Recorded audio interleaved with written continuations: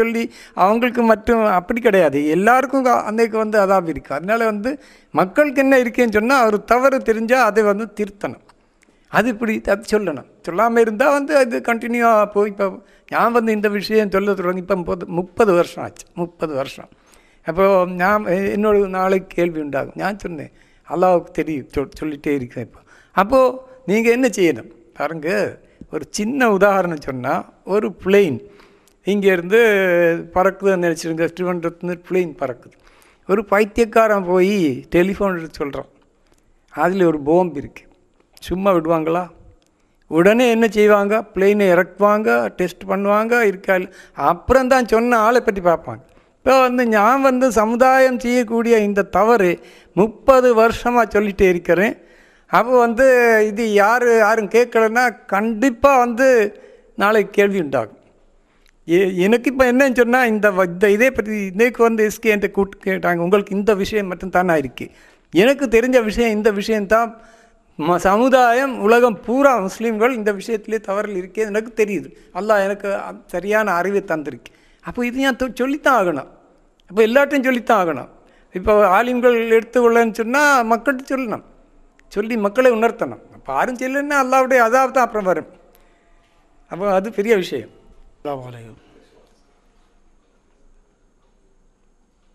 நோன்பு பெருநாளும் ஹஜ்ஜு பெருநாளும் எத்தனை நாள் கொண்டாடினாலும் பரவாயில்லை, ஊர் ஒற்றுமைதான் முக்கியம் என்று பேசப்படுகிறதே, இதற்கு ஆதாரம் இருக்கிறதா? ஒன்று. இரண்டாவது, ரசூலுல்லாவுக்கு வஹி வந்ததாக 29, 30 நாட்கள் ஒரு மாதத்திற்கு என்று நாம் கேட்டோம். இந்த மாதத்தின் எண்ணிக்கை 12 என்று குர்ஆனில் தெளிவாக சொல்லப்பட்டிருக்கிறது. அதே நேரத்தில் ஒவ்வொரு மாதத்திற்கும் 29 வரும் 30 வரும் என்று குர்ஆனில் ஏதாவது சொல்லப்பட்டிருக்கிறதா? இந்த விஷயத்தில் பெருந்தாள் 2-3 நாளும் கொண்டாடலாம், எத்தனை நாளும் கொண்டாடலாம், எந்த கருத்து சரியில்லை. இது நம்முடைய சொந்தம் காரியங்கள் முடிவு பண்ணுற மாதிரி மாற்றி வைக்கிறதுக்கு ஒரு உரிமையும் இதில் கிடையாது. ஏன் ரசூலுல்லாஹி ஸல்லல்லாஹு அலைஹி வஸல்லம் அதுக்கு டேட் ஃபிக்ஸ் பண்ணியிருக்கு. அந்த டேட்டில் தான் கொண்டாடணுமே தவிர அந்த டேட்டு 2-3 நாளும் வரும்னு சொன்னால் சரியாகாது இல்லையா? உங்களுக்கே தெரியுமே. ஷவ்வால் 1 ஒரு வருடத்திலே 3 கிழமை வருமா? சாமானிய புத்திக்கு பொருந்துமா? அதே போல் துல்ஹஜ் 10 2 நாள் வராது. ஒரு வருஷத்துலேயே 2 பெருநாள் தான் ரசூலுல்லாஹி ஸல்லல்லாஹு அலைஹி வஸல்லம் அனுமதிச்சிருக்கு. அன்னைக்கு சொன்னாங்க மதீனாவுக்கு வந்தபோது, அப்போது பெருநாள் இதாகும்போது நான் உங்களுக்கு 2 நாட்கள் கொண்டாடுவதற்கு தர்றேன், வேறு பெருநாள்கள் நீங்கள் இதுவரை கொண்டாடினதெல்லாம் விட்டுவிடணும், இந்த 2 பெருநாளைத்தான் நீங்கள் கொண்டாட வேண்டும் என்று ரசூலுல்லாஹ் சொன்னது அங்கே உள்ள மக்கள்கிட்ட மட்டுமா அல்லது உலகத்தோடு சொன்னதா? இது நம்ம சிந்திச்சு பார்க்கணும். ஏன்னு சொன்னால் இது உலகத்தில் செய்ய முடியாதுன்னு சொன்னால் ரசூலுல்லாஹ் இறுதி நபி இல்லைன்னு வரும். ரசூலுல்லாஹ் கடைசி வரைக்கும் உள்ள நபி இல்லை, இன்னும் நபிமார்கள் வரும் என்ற கருத்து வரும். இது எல்லாம் முடிவு பண்ணது அப்போ ரசூலுல்லாஹ் அட்ரஸ் பண்ணது முழு உலகத்தோடு தான். ரசூலுல்லாஹ்வுடைய ஸ்பீச் பார்த்தாலே உங்களுக்கு தெரியும், அய்யுஹன் நாஸ் என்று தான் அவர்கள் கூறியிருக்கிறார்கள். அவர்கள் சகோதரர்களே அல்லது நம்ம சொன்ன மாதிரி இல்லைன்னு சொல்லலை, அய்யுஹன் நாஸ். இப்போ ஜனங்களோடு தான் ரசூலுல்லாஹ்வுடைய பேச்சு. அப்போ ஜனங்கள் சொல்லும்போது உலக மக்கள் அனைவரும். அப்போ ஒரு நாளில் தான் செய்யணும் என்பதிலே தெரிகிறது. இது 2வது கேள்வி என்று சொன்னால் 29, 30 வரும் என்று அல்லாஹ் ரசூலுல்லாஹி ஸல்லல்லாஹு அலைஹி வஸல்லம் தான் அது மக்களுக்கு சொன்னாங்க. ஏன்னு சொன்னால் மக்களுக்கு அது தெரியாது. ஆனால் குர்ஆனில் தெளிவாக சொல்லி இருக்கு, வல் கமர கத்தர்னாஹு மனாசில ஹத்தா ஆத கல் உர்ஜூனில் கதீம். இது பார்த்து நம்ம ஆராய்ச்சி பண்ணால் நமக்கு இந்த மாதங்கள் 29, 30 மட்டும்தான் வரும். ஆனால் பல மாதிரி இது மாறி மாறி வரும் என்று நம்ம உணர முடியும். இப்போ அந்த காலத்து மக்களுக்கு இது எத்தனைன்னு தெரியாததுனாலே ரசூலுல்லாஹி ஸல்லல்லாஹு அலைஹி வஸல்லம் சொல்லி கொடுத்தாங்க, 29, 30 தான் இருக்கும், நீங்கள் பார்த்து கண்டுபிடிங்க அப்படித்தான் சொன்னாங்க. அந்த காலத்தில் ஆஸ்ட்ரோனமி வளரலை, மக்களுக்கு இந்த கணக்கெல்லாம் தெரியாது. அதனால அவங்க சரியாக பார்த்து செய்தாங்க என்று நமக்கு சரியான சான்றுகள் இருக்குது. தவறாக போகும்போதெல்லாம் ஜிப்ரீல் அலைஹிஸ்ஸலாம் சொல்லி கொடுத்துருக்கு. தவறு இன்னும் ஒன்றும் விஷயம் இல்லாத நமக்கு கண்டுபிடிக்க முடியல, மேகமூட்டமாச்சு, ஒரு மாதம் பிறகு தெரியாமல் போயிடுச்சு, என்ன செய்வீங்க? அப்போ என்ன செய்யணும்னா அப்போ 30 பூர்த்தி ஆக்குங்கன்னு ரசூலுல்லாஹ் சொல்லி காமிச்சிருக்கு. அப்புறம் வந்து சரியாக பார்த்தா நமக்கு வழங்கும். இத்தனை மாதங்கள் 30 வரும், இத்தனை மாதங்கள் 29 வரும். இதெல்லாம் நம்ம கண்டுபிடிக்கக்கூடிய விஷயங்கள். அப்போ இது மனிதனுக்கு புத்தியை அல்லாஹ் கொடுத்திருக்கு, ஆராய்ஞ்ச சொல்லியிருக்கு. இதெல்லாம் பார்த்து மனிதன் அல்லாஹ்வுடைய இந்த பெருமையை வந்து தெரிஞ்சு கொள்ளுறதுக்காக தான் இந்த மாதிரிலாம் எல்லாம் அமைச்சு வச்சிருக்கு. அஸ்ஸலாமு அலைக்கும் வரஹ்மத்துல்லாஹி வபரகாத்துஹு. இப்போது கடந்த காலங்களில் பார்த்தீங்கன்னு சொன்னாக்கா இந்த குழப்பம் எனக்கும் இருந்தது. அதாவது பிறையை பார்த்து தான் நோன்பு வைக்க வேண்டும், பிறையை பார்த்து தான் நோன்பை விட வேண்டும் என்கின்ற கருத்தில் நாமும் லயிச்சு போய் தான் இருந்தோம். அப்புறம் குர்ஆன் சுன்னாவின் அடிப்படையில் இது போன்ற ஆதாரமான செய்திகளை வரும்போது நாம் யாரையும் தக்லீத் செய்யவில்லை, எந்த ஜமாத்தையும் எந்த மௌலவிகளையும் தக்லீத் செய்யவில்லை. அல்லாஹ் ரப்பல் ஆலமீன் நமக்கு தந்திருக்கக்கூடிய இந்த அறிவாற்றல், அவன் தந்திருக்கக்கூடிய அவனுடைய அருள்மறை, அவன் அளித்திருக்கக்கூடிய அந்த அருள்மரனுடைய தூதராக ரசூல் ஸல்லல்லாஹு அலைஹி வஸல்லம் அவர்கள் காட்டிய வழிமுறைகள், இதையெல்லாம் வைத்து பார்க்கும்போது நமக்கு ஒரு விளக்கம் கிடச்சிது. அதில் ஒரு நல்ல ஒரு விளக்கம் என்னென்னு சொல்லி கேட்டிங்கன்னா, நான் மக்ரிபில் பார்க்கின்ற அந்த பிறை இருக்கிறதே, அந்த பிறை வந்து அஸ்தமிக்கின்ற பிறை என்பது முதலில் நான் விளங்கி கொண்டேன். அதாவது நான் மாலையில் பார்க்கக்கூடிய பிறை அஸ்தமிக்கக்கூடிய பிறையாக இருக்குது. இந்த அஸ்தமிக்கக்கூடிய பிறையை பார்த்துட்டு நான் எப்படி நாளைக்கு அமல் செய்ய முடியும்? நாளைக்கு இது பிறை 2ஆக அல்லவா மாறிவிடும் அப்படிங்கிறத முதல்ல நான் விளங்கிக்கிட்டேன். ஆக அந்த வருடத்தில் என் குடும்பத்தார்களும் கூட அதை ஏற்க மறுத்தார்கள். நான் மட்டும்தான் அந்த வருடத்தில் நோன்பு வைத்திருந்தேன் முதல் நாளில். அப்போ அவர்கள் அல்ஹம்துலில்லாஹ் அவர் விளங்கி கொண்டார்கள், அவர்களுக்கு விளக்கப்பட்டது, அதன்படி அவர்கள் அதை விளங்கி கொண்டு அமல்படுத்தினார்கள். இப்போ இந்த நிலை தான் சமுதாயத்தில் பரவலாக நிலவி கொண்டிருக்கிறது. இன்று படித்திருக்கக்கூடிய ஆலிம்களும் சரி, மௌலவிகளும் சரி, அதை சார்ந்த ஜமாத்தார்களும் சரி, இந்த கருத்தை முன்வைக்கின்ற பொழுது இல்லை ரசூல் ஸல்லல்லாஹு அலைஹி வஸல்லம் இப்படித்தான் செய்ய சொல்லியிருக்கிறார்கள் என்கின்ற விஷயத்தை ஆணித்தனமாக சொல்லுகிறார்கள். இப்போது நாம் அதுக்கு மட்டும் ஒரு சரியான விளக்கத்தை கொடுத்து விட்டோம் என்று சொன்னால், முதலிலாக இந்த அஸ்தமிக்கின்ற பிறையை பார்த்து அமல் செய்யலாமா என்கின்ற ஒரு மிகப்பெரிய விளக்கம். அப்படிப்பட்டவர்களுக்கு நீங்கள் இன்னும் தெளிவாக பதில் சொல்ல வேண்டும். அதாவது ரசூலுல்லாஹி ஸல்லல்லாஹு அலைஹி வஸல்லம் அல்லாஹ்வுடைய தூதர் என்று நமக்கெல்லாம் நம்ம சாட்சியம் கூறுகிறோம், நமக்கெல்லாம் தெரியும். அப்போ வஹி வருகிறது, அல்லாஹ்வுக்கு அல்லாஹ் எல்லாத்தையும் ரசூலுல்லாஹ்வுக்கு தெரிவிக்கிறான், இது பற்றி எல்லாம் நமக்கு நல்லா தெரியும். அப்போ ரசூலுல்லாஹி ஸல்லல்லாஹு அலைஹி வஸல்லம் மக்களுக்கு முடியாத ஒரு காரியத்தை மக்கள்கிட்ட சொல்லுவாங்களாம். நம்ம சிந்தி பார்க்க வேண்டும்.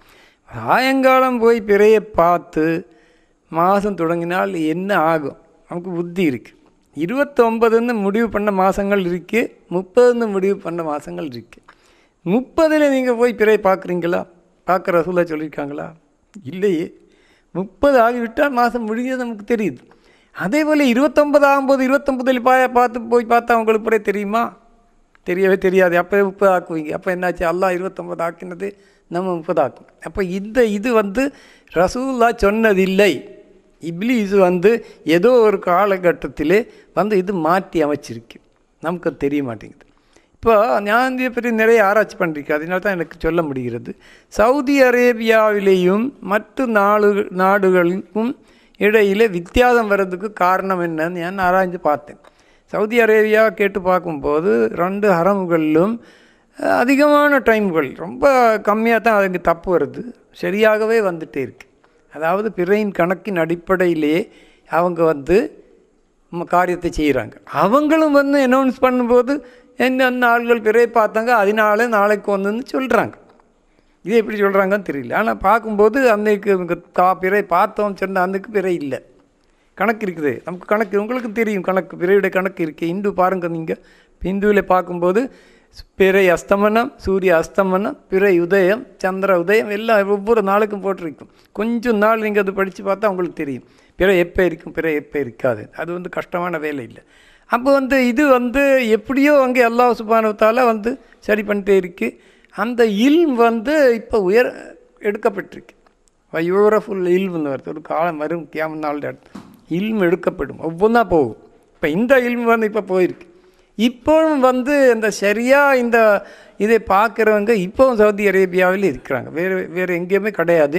ஆனால் சவுதி அரேபியாவில் பதுக்கள் வந்து இந்த முறையிலே பார்க்குறாங்க. நான் போய் அவங்களே இந்த தாயிஃபிலே வந்து மலையில் போய் சந்தித்து அவங்கள்ட்ட கேட்டேன் இந்த விஷயத்தை பற்றி. கேட்கும்போது அவங்க சொல்கிறாங்க, நாங்கள் வந்து சாயங்காலம் போய் பார்க்குறது இல்லை. என்கிட்ட ஏன் சாயங்காலம், நாங்கள் எல்லாம் சாயங்காலம் தானே போய் பார்க்குறது, நீங்கள் ஏன் சாயங்காலம் பார்க்க மாட்டீங்கன்னு கேட்டால் அவங்க என்ன சொல்கிறாங்க, சாயங்காலம் பார்த்தா ஒன்று போயிடுச்சுன்னு தான் தெரியும், ஒன்றும் கிடைக்காது. அப்புறம் எப்படி பார்க்குறீங்கன்னு கேட்டால் நாங்கள் வந்து தேய்பிறையை பார்ப்போம், 25, 26, 27 பார்த்துட்டு வந்தால் அவங்களுக்கு சூரியனோட இது கிட்ட வருவதாக தெரியும். இதான் லஷம்சு எம்பகை லஹா அன் துதிரிக்கல் கமர் வலல்லைலு சாபிக்கும் நஹார் அல்லாஹ் குர்ஆனில் சொல்கிறாங்க. இந்த சூரியன் நல்ல சந்திரனை போய் மறி கிடக்குது. அது அர்த்தம் சந்திரன் தான் இந்த இதை போய் ஒவ்வொரு மாதமும் இந்த மறி கிடைக்குது, இந்த ஓவர்டேக் பண்ணுது. இந்த ஓவர்டேக்கிங் ப்ரோசஸ் தான் மாதத்தினுடைய மாற்றம். இந்த நாளில் சூரியனும் சந்திரனும் ஒரே மனாதில் நிற்கும். அப்போது அதிலிருந்து விலகிவிட்டால் பிற வந்தது அடுத்த நாள் ஒன்று. இது ரொம்ப லேசு, கஷ்டமான இதில் கிடையாது. அவங்க அப்படி தான் கண்டுபிடிக்கிறாங்க. அதுதான் சரியான முறை. எங்கள் சின்ன வயசில் 50களில் 1950களில் கண்ணூரில் இருந்தேன். அங்கே ஒரு சிஸ்டம் இருந்துச்சு. 7வது நாள் அரக்கல் கொட்டாரத்திலே ஒரு மினாரம் இருக்குது. அங்கே லைட்டு எரிப்பாங்க 7 மக்களுக்கு தெரிவிக்கிறதுக்காக. இன்றைக்கு 7 நாளைக்கு 8ன்னு தெரிவிக்கிறதுக்காக வேண்டி பிறையுடைய நிலையை பார்த்து அந்த டேட் கரெக்ட் பண்ணி அவங்க தெரிவிப்பாங்க. இது எப்படி இது ரொம்ப லேஸ், அது கஷ்டமான வேலை கிடையாது. 7ல் பிறை எப்படி இருக்கும் நீங்கள் 2-3 மாதம் பார்த்தா அவங்களுக்கு தெரிஞ்சிடும். 7ல் பிறை பாதியாக இருக்கும், பாதியில் குறையும். அது 90 டிகிரி தாண்டாது. அதாவது தலைக்கு மேலே வராமல் கொஞ்சம் அந்த அந்த அஸ்தமன பாகத்துக்கு சாஞ்சிருக்கும். அடுத்த நாள் நீங்கள் 8ல் பார்த்தால் அது உதய பாகத்துக்கு மாறி இருக்கும். அப்புறம் 90 டிகிரியில் கூடி இருக்கும். பிறை அந்த வடிவம் மாறி இருக்கும். வடிவங்கள் எல்லாம் அமைச்சிருக்கு. அது யாராலையும் கண்டுபிடிக்க முடியும். ரொம்ப லேசாக கண்டுபிடிக்கவே ஒரு கஷ்டம் கிடையாது. அப்போது இந்த முறையில் தான் பிறைகளை கண்டுபிடிக்க வேண்டுமே இல்லாமல் 1ஆம் பிறையை பார்க்குற இது எங்கேயுமே கிடையாது. இப்போ பாருங்கள், ஹஜ்ஜத்துல் விதா ஒரு பெரிய சம்பவம் இல்லவா? ஹஜ்ஜத்துல் விதாயிலே ரசூலா கூட நிறைய ஆளுகள் நீங்கள் எண்ணிலிருந்து அந்த மனாசிகளே கற்றுக்கொள்ளுங்கள் என்று ரசூலா சொன்னபோது நிறைய மக்கள், ஆயிரக்கணக்கான மக்கள் ரசூலா கூட கிளம்பிட்டாங்க. அப்போ அவங்க துல்கைதா கடைசி வாரத்தில் தான் அங்கேருந்து கிளம்பினது. துல்ஹஜ் நாளில் தான் அங்கே போய் சேர்கிறது, ஹதீஸில் வருகிறது. அப்போ பிறையை யார் பார்த்தாங்க? இந்த பிறையை பார்க்குற விஷயம் இருந்திருந்தால் ஏன் ஒரு ஹதீஸும் கூடி அந்த லாஸ்ட் இதில் கூடி இல்லை? ஒரு ஹதீஸும் கிடையாது. இன்னார் பிறையை பார்த்தார், இன்னார் ரசூலுல்லாஹ் சொன்னார், பார்க்க ஒரு செய்தியும் கிடையாது. அப்போ நம்ம பார்க்கும்போது நமக்கு ரொம்ப தெளிவாக தெரியுது.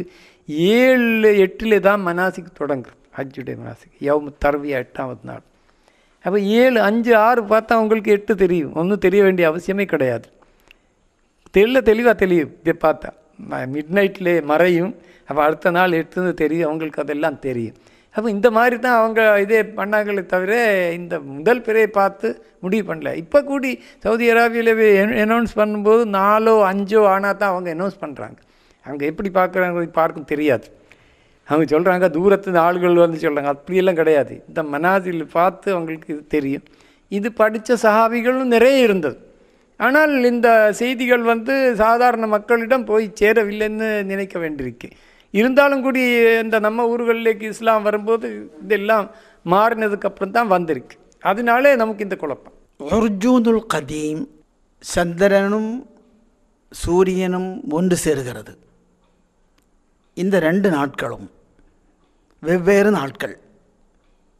அதாவது சந்திர மாதத்தின் இறுதியான 2 நாள், கடைசி 2 நாட்கள் என்பது உண்மைதானே? இந்த உர்ஜூனுல் கதீமும் இந்த சந்திரனும் சூரியனும் சேரக்கூடிய நாளும், இதனுடைய விளக்கம் என்ன? இது தெரிந்திருந்தால் முதல் பிறையை நாம் எளிதில் கண்டுகொள்ளலாம் அல்லவா? இந்த உர்ஜூனுல் கதீமையும் சந்திரனும் சூரியனும் சேரக்கூடிய அந்த இடமாகிய கன்ஜங்ஷனும் நம் கண்ணால் பார்க்க முடியுமா? இதை பற்றியுள்ள விளக்கம் தேவை. 2வது, 2010 ரமலான் ஒன்றையும், ஷவ்வால் ஒன்றையும், துல்ஹஜ் ஒன்றையும், துல்ஹஜ் 9, துல்ஹஜ் 10ஐயும் இப்பொழுது நீங்கள் அறிவிக்க முடியுமா? இந்த கேள்விக்கு இந்த உர்ஜூனுல் கதீம் என்று சொன்னது குர்ஆனில் என்ன நம்ம தஃப்சீர்கள் பார்க்கும்போது ரொம்ப தெளிவாக விளக்கங்கள் இப்னு கசீர்லாம் இருக்குது. அதுக்கு எல்லா பெயர்களும் கொடுத்துருக்கு. அதாவது மனாசிலுல் இஜ்திமாஇயான்னு சொல்லக்கூடியது, அதாவது இந்த வளரக்கூடிய வளர்ப்பிறைக்கு அரபியில் வந்து மனாசிலுல் இஜ்திமாயியான்னு சொல்லியிருக்கு.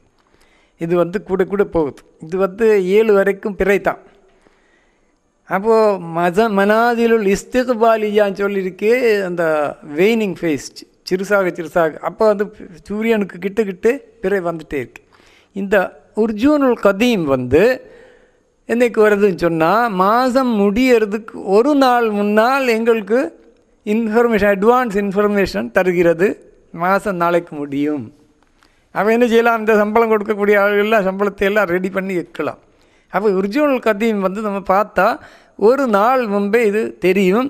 இது நாளைக்கு இனி தெரியாதுன்னு உறுதியாக சொல்லவும் முடியும். அந்த தெரியாத நாள் தான் இந்த கன்ஜங்ஷன் டே, அல்லெങ്കിൽ சூரியனும் சந்திரனும் ஒரே மனாசில் உள்ள நாள். அன்னைக்கு வந்து உலகத்தில் எங்கேயுமே பிற தெரிய முடியாது. அடுத்த நாள் 1. இது இப்போ வந்து கண்ணுக்கு தெரியுமான்னு கேட்டது, கண்ணுக்கு தெரிஞ்ச அவசரங்களும் இருக்குது.